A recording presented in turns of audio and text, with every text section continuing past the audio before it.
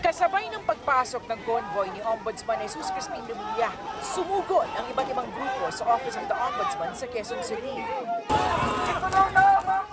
Nakagirian nila ang mga pulis Quezon City nang subukan nilang pumasok. Kinalampag nila ang gate para panagutin ang mga nasa likod ng katiwalian sa flood control at infrastructure projects.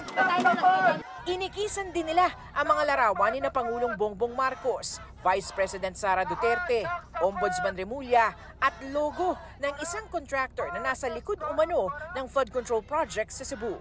Sigaw nila, huwag mamili sa pananagutin at walang pagtakpan.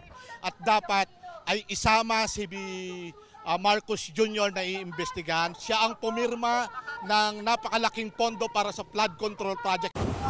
Send help please.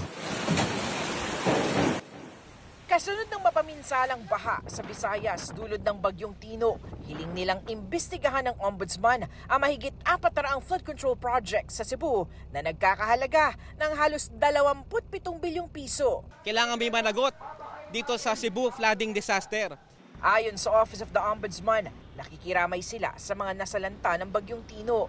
Inatasan nito ang isang special task force para imbestigahan ang mga proyektong dapat pumigil sa pinsala ng bagyo tulad ng baha. Sinusubukan pa naming hingin ang pahayag ng Pangulo.